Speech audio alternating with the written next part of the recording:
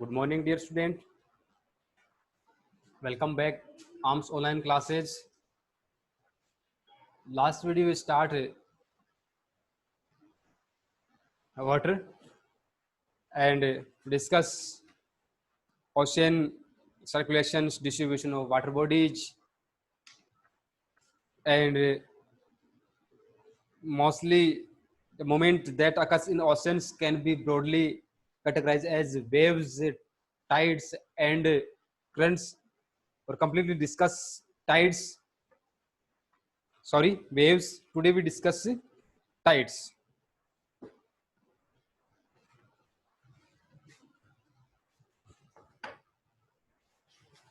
तो फर्स्ट जो मोमेंट्स हमें ओशंस में देखने को मिलते हैं उनका मोस्टली कितने पार्टों में, 3 पार्टों में डिवाइड करते हैं और उनको हम वेव्स, टाइड्स और करंट्स के नाम से जानते हैं। और इसमें हमने मोस्टली जो फर्स्ट पार्ट था इसका जो वेव्स, उसके बारे में कंप्लीटली डिस्कस कर लिया था लास्ट वीडियो में। आज हम स्टार्ट करेंगे टाइड्स के बारे में। Tides, the rhythmic rise and fall of ocean water twice in a day called tides. क्या होना? जल का उठना और गिरना, किसमें? ओशनिक वाटर में। Twice, 2 bar, in a day, एक दिन के अंदर 2 बार जल का क्या करना? उठना और वापस गिरना। ये जाना जाता है किसके नाम से? टाइड्स के नाम से। ठीक है, तो सबसे पहले आपको इसके बारे में जो डेफिनेशन है वो पता होना चाहिए। The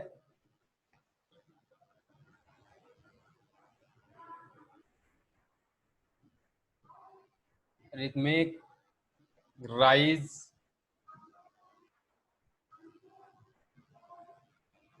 and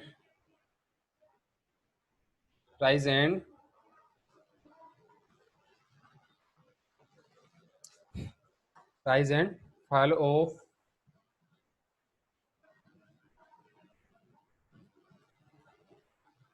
ocean water twice in a twice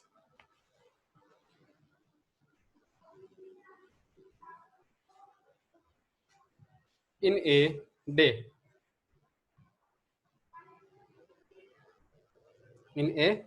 day is called tides. It is high tide when water covers much of the shore by rising to its highest level. It is low tides when water falls to its lowest level and recedes from the source. ये कभी हमें तीव्र गति से उठती हुई देखने को मिलती है, कभी जो इसकी टाइड्स की जो गति हमें कम देखने को मिलती है। इसके पीछे रीजन क्या है? इट इज हाई टाइड्स, कब? वेन, जब water covers much of the shore, तटीय क्षेत्र को क्या कर लेता है? ज्यादा तरीके से घेर लेता है। बाय राइजिंग ऑफ द इस हाईएस्ट लेवल, उच्चतम स्तर से जब उठता है। ठीक है, the strong gravitational pull exerted by the sun and the moon on the earth surface causes the tides. देखो इसके पीछे कारण क्या बताए गए हैं टाइड्स के, वो आपको ध्यान में रखने हैं। क्या बताया गया है? द स्ट्रॉन्ग, ये गुरुत्वाकर्षण जिसको हम कह सकते हैं gravitational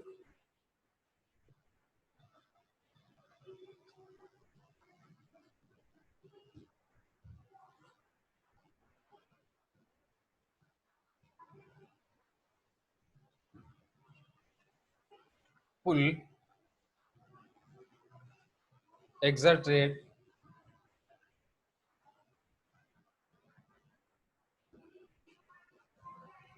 by the sun and the moon on the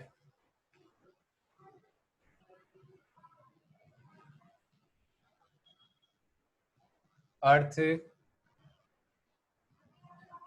surface, on the earth surface causes the tides,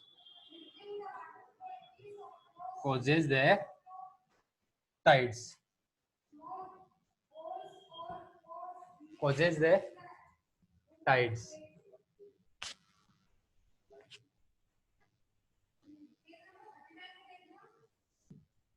कारण बनती है किसका?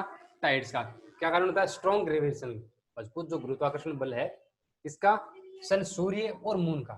ठीक है, किस किस पर? इस पृथ्वी की सतह पर।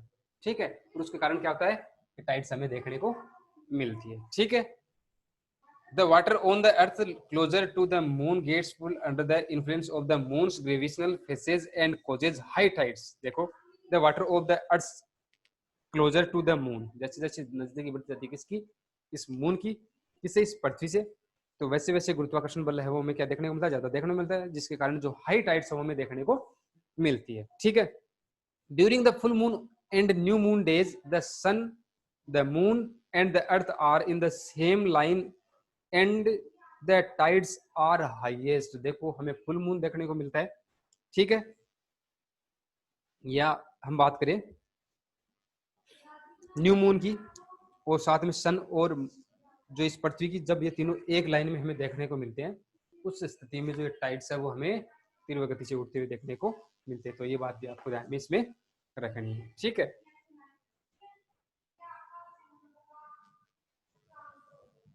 During the full moon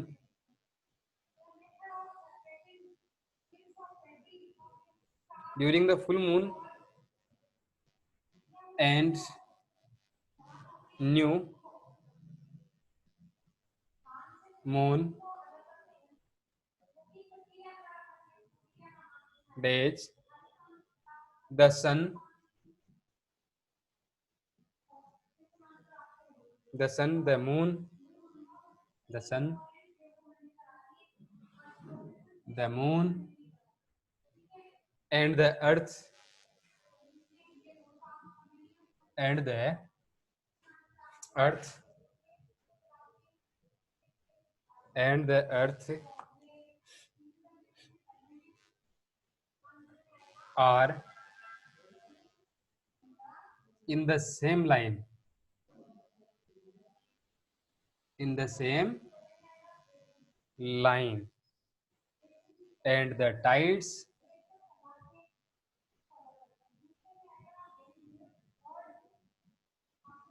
and the tides and the tides are highest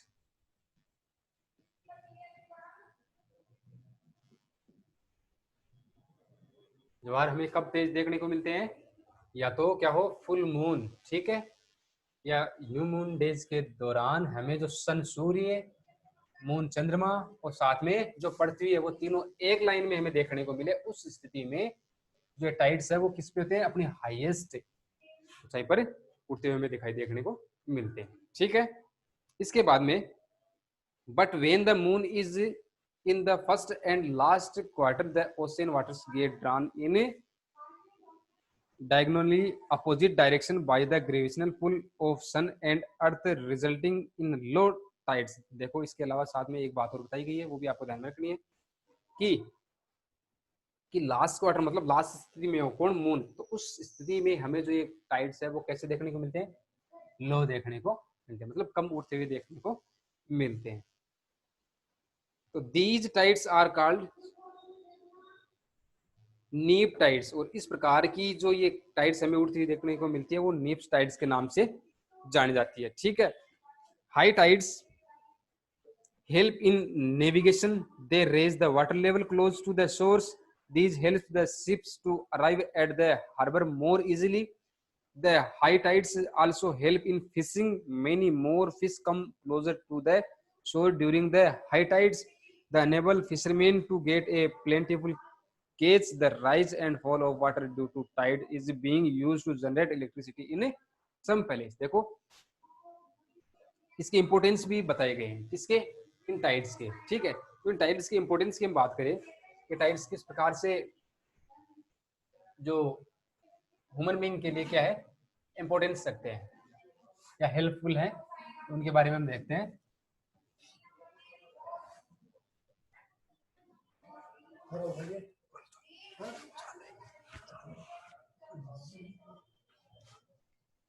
किस प्रकार से ये हेल्पफुल है, किसमें, ह्यूमन बीइंग लाइफ में। ठीक है, तो ये टाइड्स की बात करें, देखो सबसे पहले ये सहायक है किसमें, high tides help in navigation. First point क्या ध्यान में रखना है आपको इसमें, इसके आगे लिख लेते हैं। तो high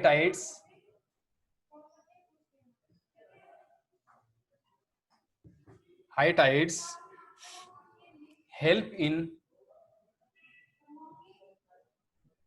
navigation.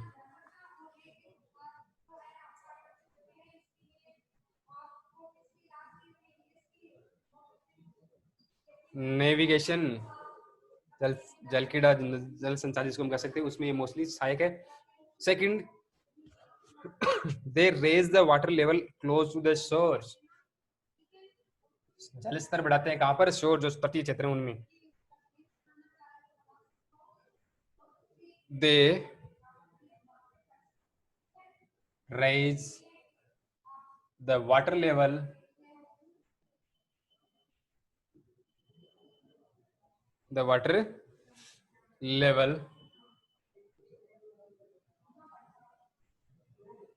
close to the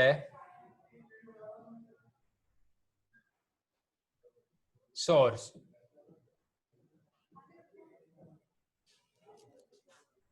जो शोर जो पार्ट है वहां पर जल स्तर बढ़ाने में सहायक होते हैं कौन, ये टाइड्स।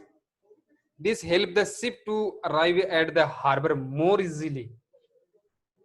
इसके अलावा ये सहायक है किसमें, दिस हेल्प्स द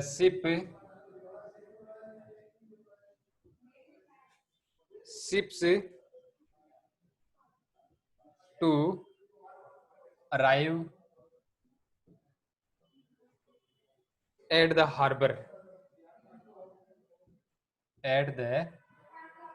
हार्बर में या हार्बर तक पहुंचाने में ये सहायता प्रदान करते हैं किनको, शिप्स को।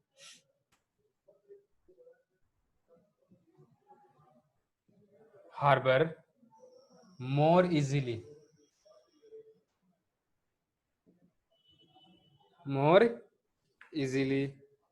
ठीक है।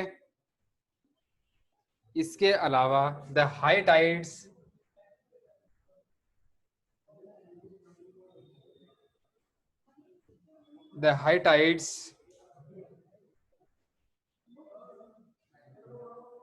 also help in fishing।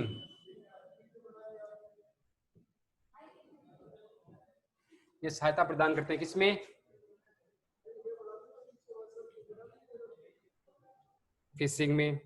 Many more fish come closer to the shore during in the high tides. This enable fisherman get to plentiful catch. जिसके कारण क्या करते हैं, प्रचुर मात्रा में फिशरमैन क्या कर लेते हैं, मछलियों को केच कर लेते हैं, पकड़ लेते हैं। The rise and fall of water, ये सबसे ज्यादा इंपॉर्टेंट है इसमें, तो आपको ध्यान में रखना है।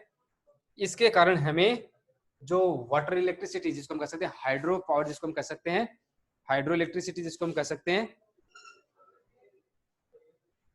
हाइड्रो इलेक्ट्रिसिटी इनके माध्यम से जनरेट की जाती है। किनके माध्यम से, इन टाइड्स के माध्यम से। तो सबसे ज्यादा इंपॉर्टेंट इसमें मतलब बेनिफिशियरी किसके लिए, ह्यूमन बीइंग्स के लिए, जो आपको ध्यान में रखना है। ठीक है, तो ये पॉइंट आपको अलग से इसमें नोट करके लिखना है। ठीक है, the rise and fall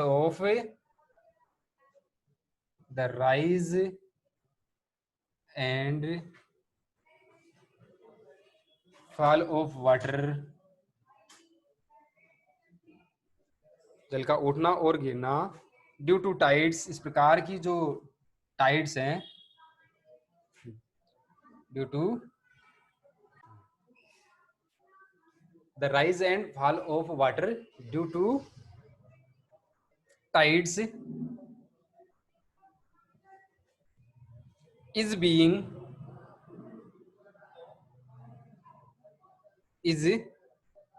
used to generate electricity, विद्युत उत्पादन। Generate electricity.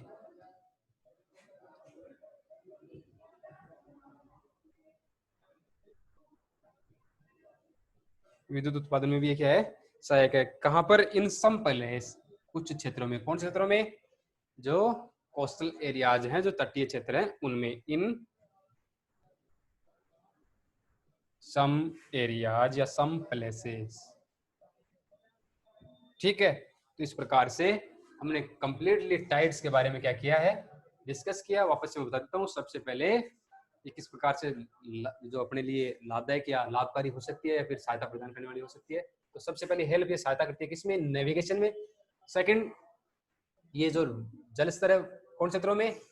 जो क्लोज टू शोर्स हैं उनमें बढ़ाने में सहायता प्रदान करती है। इसके अलावा this help the ships to arrive at the harbour more easily. इनके माध्यम से हार्बर तक इनको शिपों को पहुंचाने में, जहाजों को पहुंचाने में सहायता प्रदान के माध्यम से होती है।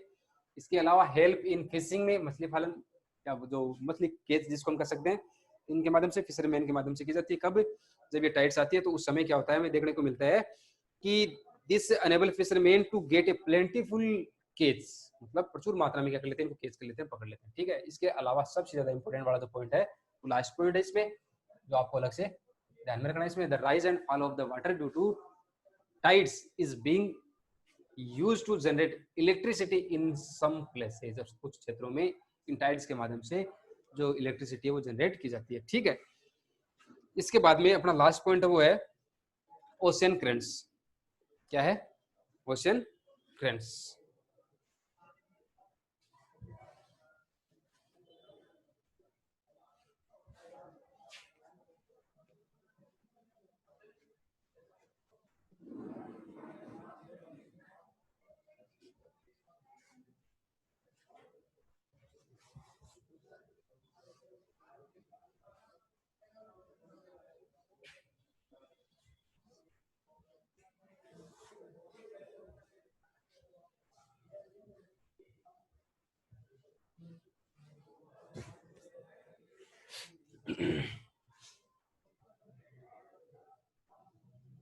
Ocean currents.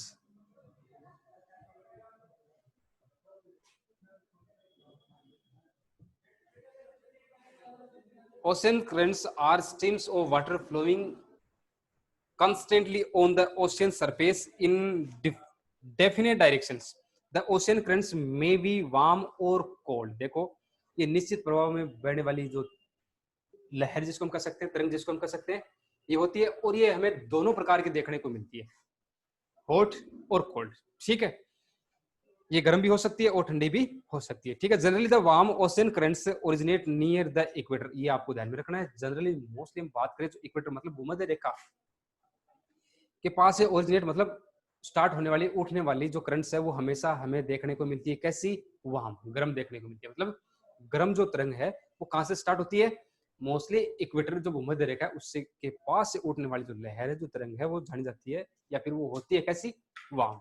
ठीक है, इसके बाद में the cold currents carry water from the polar और हायर लेटिट्यूड और ट्रॉपिकल या फिर और लोअर लेटिट्यूड। ठीक है, देशांतरीय क्षेत्रों से, मतलब पोलर जो ध्रुवीय क्षेत्र है वहां से उठने वाली जो लहर, जो तरंग हमें देखने को मिलती है वो किस प्रकार की होती है? मोस्टली ठंडी होती है। ठीक है, ये आपको दोनों ही बातें इसमें क्या करनी है? राइट करनी है, ध्यान में रखनी है। मैं बता देता हूँ। तो सबसे पहले एक तो फर्स्ट पॉइंट इसमें बनता है अपना, जनरली द वार्म ओशन, मतलब सबसे पहले ये दो प्रकार की होती है। ठीक है, इसमें ज्यादा कोई अलग से लिखवाने की बात नहीं है, लेकिन जो काम की बात है वो इसमें ये है कि फर्स्ट जो पार्ट है अपना, जो कोल्ड और जो हॉट जो ये करंट्स है, इनमें कहां से उठने वाली जो करंट्स है वो किस प्रकार की होती है, ये आपको ध्यान में रखनी है। ठीक है, तो generally the warm ocean ocean currents, the warm ocean currents, the warm ocean currents originate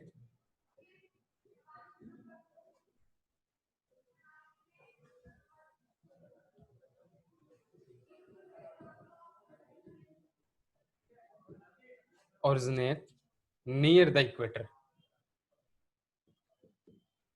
किसके पास है, भूमध्य रेखा के पास से उठने वाली जो करंट्स है वो कैसी होती है, हमेशा वार्म होती है। ठीक है, ये आपको इसमें ध्यान में रखना है।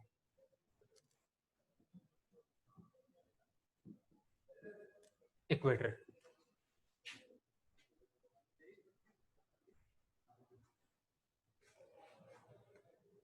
And move towards the poles, और किन की ओर प्रभावित होती है, ये हमेशा पोल्स की ओर, ध्रुवीय क्षेत्रों की ओर प्रभावित होती है। ठीक है, मतलब भूमध्य रेखा के पास से उठने वाली जो करंट्स हैं और साथ में वो प्रभावित होती है किसकी ओर, पोल, ध्रुवीय क्षेत्रों की ओर। ठीक है, मतलब जैसे ये अपनी पृथ्वी है, इसके मध्य से जो गुजरने वाली जो मतलब मिडिल पार्ट से, इसको भूमध्य रेखा क्यों कहते हैं, भू मतलब पृथ्वी, मध्य मतलब बीच से, और रेखा मतलब लाइन, बीच से गुजरने वाली रेखा, उसको हम किसके नाम से जानते हैं, इक्वेटर के नाम से जानते हैं। ठीक है, और यहाँ से उठने वाली जो ये करंट्स है वो मोस्टली प्रभावित होती है किनकी ओर, पोल क्षेत्र की ओर, ध्रुवीय क्षेत्रों की ओर। ठीक है, ये इनकी विशेषता होती है। ठीक है, तो आगे इसमें आपको ध्यान में रखना है, ये किनकी ओर प्रभावित होती है, हमेशा पोल क्षेत्रों की ओर, पोलर रीजन की ओर। ठीक है,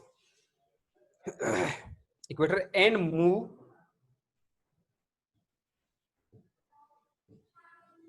move towards the poles.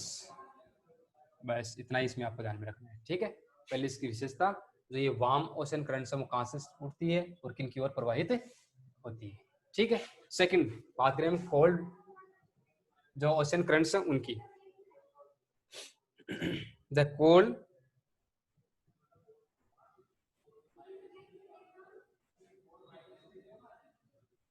Ocean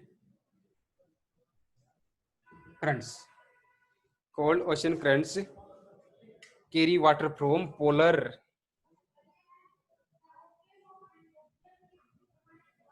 carry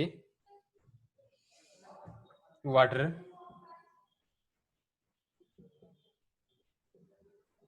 from polar,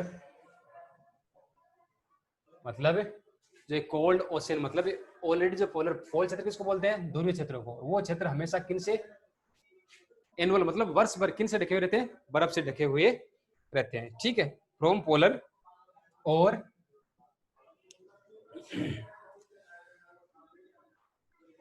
higher latitude to tropical और lower latitudes. The Labrador Ocean current is a cold current, while the Gulf Stream is a warm current. The ocean current influence the temperature conditions of the area. और mostly हम बात करें इन currents की, ये mostly effect मतलब प्रभावित की जाती है किनके द्वारा, किनके द्वारा की जाती है, यहाँ का जो टेम्परेचर होता है उनके द्वारा की जाती है। ठीक है, तो इस प्रकार से अपना जो ये टॉपिक है वो कंप्लीट होता है। नेक्स्ट वीडियो में हम फिर से एक नए टॉपिक के साथ में, तो अपने चैनल को लाइक कीजिए, शेयर कीजिए, सब्सक्राइब कीजिए। थैंक्स।